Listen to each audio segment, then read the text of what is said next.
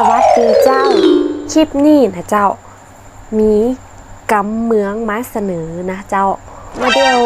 กำนี่กับบ่ค่อยได้ยินกันแล้วนะเจ้าจะเป็นเฉพาะพื้นที่หรือเปล่า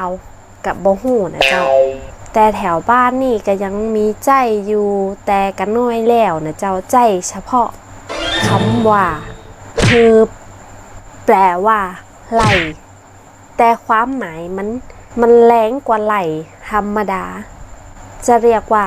ไหลตะเพิดอีกก็ได้นะเจ้าหรือบางคนจะห้องว่าไหลเฮิบก็ได้นะเจ้ายกตัวอย่างเช่น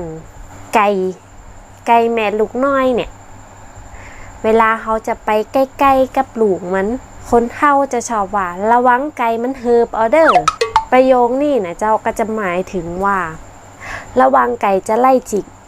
หรือจะยกตัวอย่างเห็นอย่างหนึ่งคือเวลา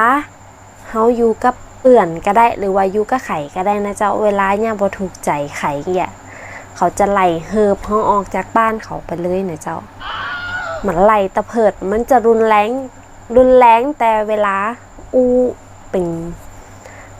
ภาษาเหนือเนาะมันก็จะอยู่ดูซอบหลง